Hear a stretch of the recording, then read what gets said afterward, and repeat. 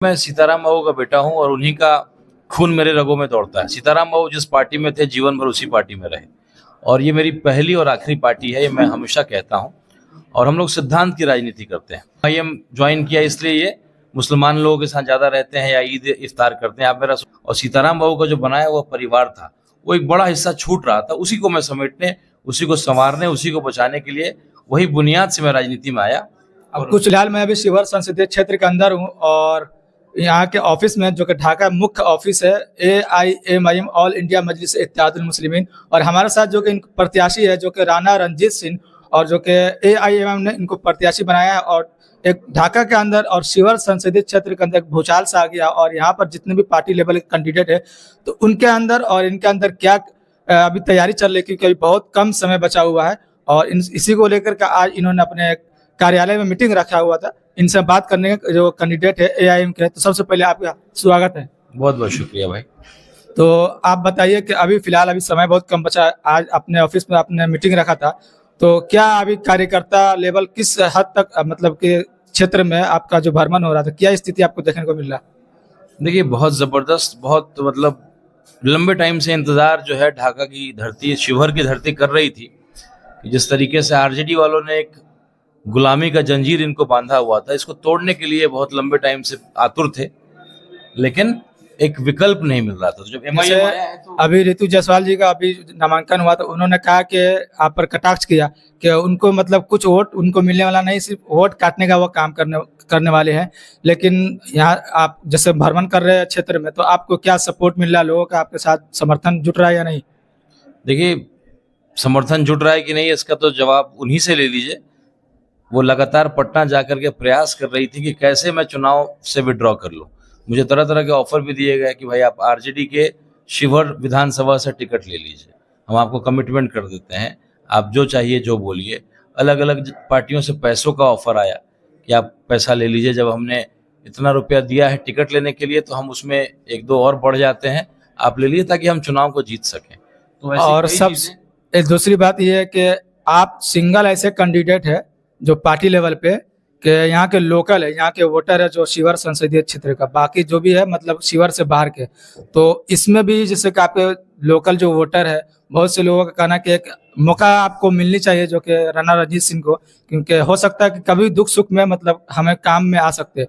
बाकी वो सब बाहरी है जो कि शिवहर को अभी भी मतलब रहमान साहब के जाने के बाद से, सीताराम बाबू जी जाने के बाद से अभी तक लोकल कोई कैंडिडेट नहीं मिला। तो इसको आपको क्या कैसे देखने को लग रहा है कि कुछ उम्मीद है लोकल कैंडिडेट होने से?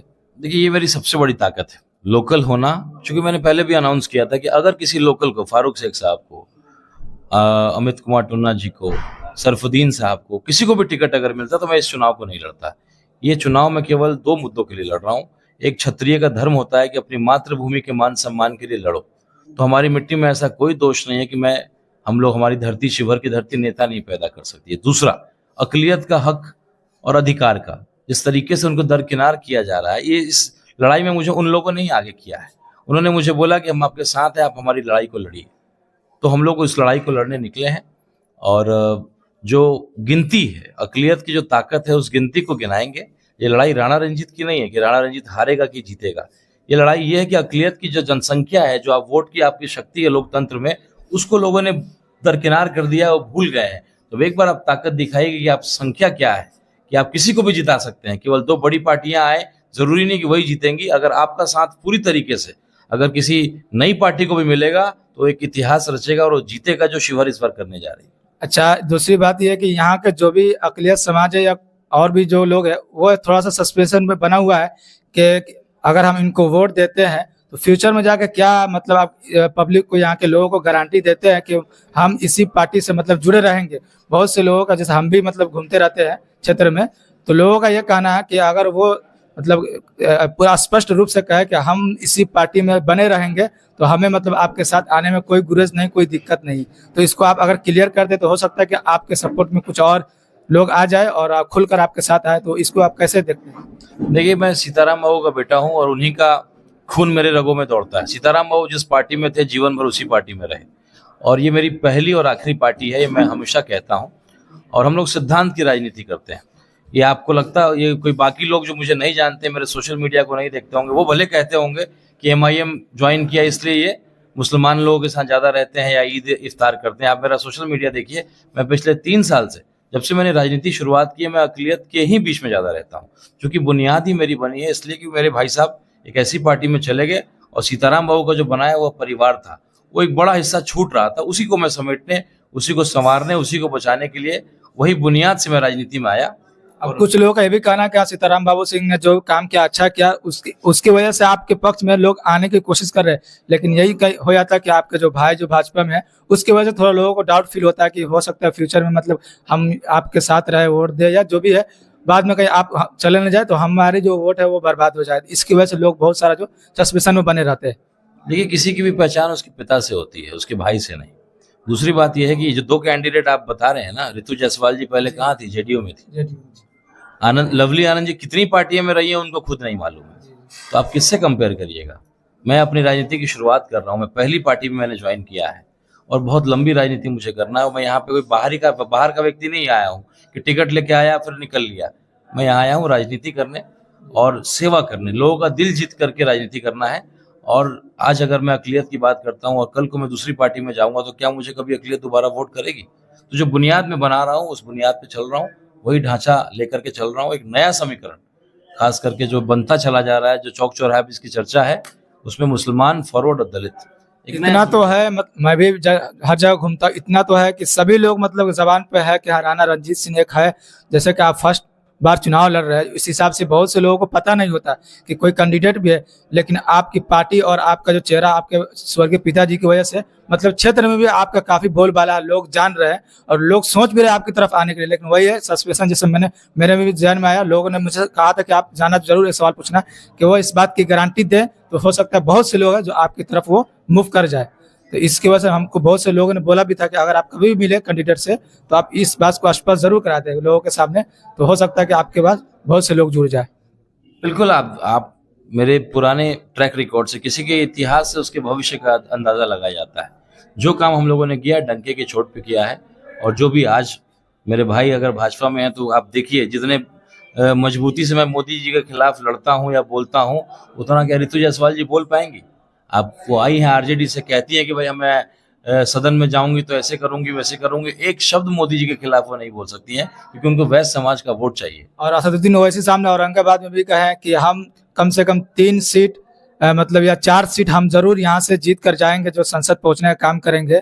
तो जैसे कि किशनगंज हो गया, औरंगाबाद और हैदराबाद और शिवहर, मतलब उनके उम्मीद में भी है, शिवहर को बहुत उम्मीद से लेकर चल रहे हैं ओवैसी साहब। तो इस पर कितना मतलब कि आप खड़े उतरने का काम कर रहे हैं और जो समर्थन जो मिल रहे लोगों का, उससे आपको क्या अंदाजा लग रहा है? न केवल ओवैसी साहब, पूरे बिहार का मुसलमान इस सीट को देख रहा है। उनको लगता है कि पहली बार कोई मजबूत दावेदार आया है, पहली बार कोई मजबूत विकल्प आया है, और पूरे बिहार के मुसलमान इस शिवहर सीट को बहुत पैनी नज़र से देख रहे हैं, बहुत दिल से देख रहे हैं। मुझे फ़ोन आते हैं, मैं देखता हूं, मैं समझता हूं कि वो हर तरह का लोग जो है सपोर्ट करते हैं कि आपके चुनाव में मैं आऊँगा, मदद करूँगा। अगर आप चुनाव जीतते हैं तो अक़लियत का हक, और जो अपने आप को कहती है कि अक़लियत की चिंता करने वाली पार्टी है, उसके जो है आँख खुलेंगे, उसके मुँह पर तमाचा पड़ेगा। इसी की वजह से लालू यादव ने अभी हाल फिलहाल में बयान दिया था, मतलब उनकी बहुत किरकिरी हुई ओवैसी साहब के मतलब कारण दबाव में आके, क्योंकि उन्होंने कैंडिडेट देने का काम किया जो कि मुस्लिम के हुकूक को दबाने को RJD काम कर रही थी। उसकी वजह से आप लोगों ने बयान सुना होगा जो लालू प्रसाद यादव का, फिर उसके बाद से अपने बयान को भी पलटी भी मार दिए। इसको आप कैसे देखते हैं? देखिए, वो हम लोग के गार्जियन तुल्य हैं, और अब तो बेचारे तबीयत भी बहुत ठीक नहीं रहती है, तो किसी ने जबरदस्ती उनसे बुलवा दिया होगा। उसके बाद फिर उन्होंने महसूस किया कि भाई ये बात ठीक नहीं है चुनाव के समय, तो वो बैक कर गए। तो गार्जियन तुल्य हैं, उन पर बोलना ठीक नहीं होगा। लेकिन जो उनके बाद जो बाकी इस पार्टी को संभाल रहे हैं, वो पार्टी खत्म हो जाएगा। तो लालू जी का चेहरा है कि लोग देख करके आज भी पार्टी को जो है चुप रहते हैं, उसके खिलाफ नहीं बोलते हैं। लेकिन एक समय आएगा जब गार्जियन का अगर हाथ इस पार्टी से हट गया, ये पार्टी बिल्कुल बिखर जाएगी। और अगले विधानसभा में आप देखिएगा, अगली जो सरकार बनेगी बिना मजलिस के नहीं बनेगी। तो ये है ऑल इंडिया मजलिस इत्तेहादुल मुस्लिमीन के जो कैंडिडेट और शिवहर लोकसभा से, और ये अपने जितने कार्यकर्ता लेवल है उनसे मुलाकात कर रहे हैं, उनसे जानने की कोशिश कर रहे हैं कि किस लेवल पर हम काम को कर सकते हैं, और जितनी फील्डिंग कर रहे हैं कि कब हमको कहाँ पर जाना है। और यहाँ भी कुछ लोग हैं तो उनसे भी बात करने की कोशिश करते हैं। पहले आप अपना नाम बताइए। मोहम्मद हामिद जफर। तो अभी जो यहाँ पर काम चल रहा है और इतने रात को लगभग अपने नेता के साथ आप जुड़े हुए हैं, तो क्या आपको लग रहा है कि नेता कि जो प्यार मोहब्बत में आप इतना जुड़े हुए हैं, क्योंकि नेता जो होते हैं तो सिर्फ बेसिकली अपना उसका टाइम होता है कि 4 बजे 5 बजे तक काम करते, बाकी कार्यकर्ता अपने चले जाते। लेकिन जो मजलिस कहा जाता है कि मजलिस के साथ जो दीवाने होते हैं और दिल से मोहब्बत से उस नेता के साथ जुड़ते हैं, तो कैसे देखते हैं? देखिए, कहने की जरूरत नहीं है, आप आए हैं, बहुत पहले से आए होंगे तो देख रहे हैं सारे लोग नेता के साथ, जितने भी लोग हैं, कार्यकर्ता हैं या पार्टी के पदाधिकारी हैं, सब लोग जोश जुनून के साथ। अभी 10 बज के कुछ मिनट हो रहा है तो पूरे बने हुए हैं और कल की रणनीति पर, आगे की रणनीति पर चर्चा कर रहे हैं। तो इस बात से आप अंदाजा लगा सकते हैं कि कितनी मजबूती के साथ हम लोग चुनाव लड़ रहे हैं। और लोगों का प्यार आप देख रहे हैं, लोगों का तांता लगा हुआ है मिलने के लिए, आगे की रणनीति को लेकर चर्चा करने। अगर एक शब्द में पूछे तो अभी के फिलहाल का, क्योंकि समय कम बचा हुआ है, तो आपकी जो रणनीति क्या हो सकती है अभी 10 दिन के अंदर में, कि आप किस लेवल तक आप ग्राउंड पे काम कर रहे हैं?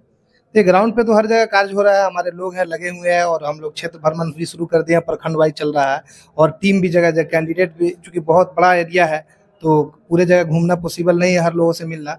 तो हम लोग प्रखंड वाइज दौरा शुरू कर दिए और टीम है जो गांव-गांव सब लोग अपना बनाकर टीम जा रहे हैं। बहुत ऐसे लोग हैं जिनके बारे में हमको भी खबर नहीं है, आपको भी खबर नहीं है, लेकिन वो पार्टी के लिए कार्य कर रहे हैं, अपनी क़यादत के लिए काम कर रहे हैं। क्योंकि लोग अब समझ चुके हैं कि भाई अब कब तक हम लोग झंडा ढोते रहें, अब हिस्सेदारी की बात अब करने लगे हैं लोग और हिस्सेदारी लेने के लिए आगे, वो हिस्सेदारी का नतीजा है कि आज ये पार्टी सीमांचल, पहले लोग कहते थे कि सीमांचल की पार्टी है, लेकिन आप ये देख लें शिवहर के हर चौक चौराहे, गली गली, हर आदमी के पास MIM का लोग नाम लेता हुआ राणा रणजीत सिंह का स्थानीय, क्योंकि पहली बार यहाँ शिवहर में बाहर से लोग हमेशा 15 साल से बाहरी सांसद रहे, तो लोग ये मिजाज बना चुके हैं कि अब बाहर के लोगों को हम लोग नहीं रखें, क्योंकि हमारे यहाँ, जब हमारे यहाँ खुद हमारे बेटा में वो क्षमता है तो हम बाहरी को क्यों मौका दें। ये एक लोगों के पास अपॉर्चुनिटी है इस बार कि लोकल और अपना शिवर का एक बेटा मिला हुआ है, कि लोगों को आप इस क्या मैसेज देना चाहते हैं? ये लोगों को मैसेज ये देना चाहते हैं कि हमारे लोग जो साथ जो जुड़े हैं और जो लोग ना जुड़े हैं, उन लोग नहीं समझ रहे हैं, उनसे भी हमारी एक रिक्वेस्ट है कि भाई आप लोग साथ आइए, क्योंकि हमारे कैंडिडेट के साथ प्लस है,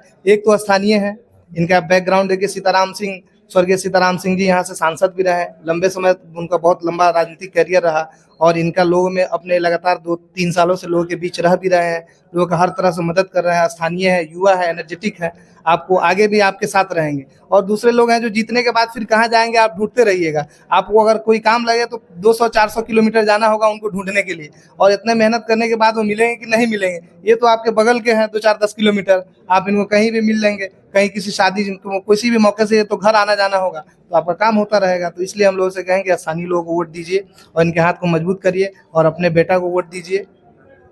तो और भी लोग हमारे साथ हैं, इनसे बात करने की कोशिश करेंगे कि आप बोलिए ना कि, तो अभी जैसे कि इनके कैंडिडेट साहब अभी मौजूद है, तो अभी जो मीटिंग ले रहे थे, तो अभी बात करेंगे कि क्या आपको माहौल लग रहा अभी 2024 का?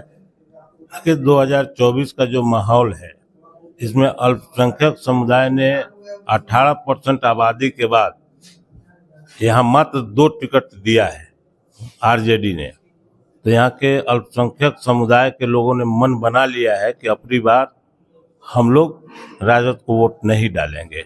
यहाँ पर देखिए, साबुद्दीन साहब ने राजद को सींचा और उनकी पत्नी हिना साहब को भी टिकट राजद देने का काम नहीं किया।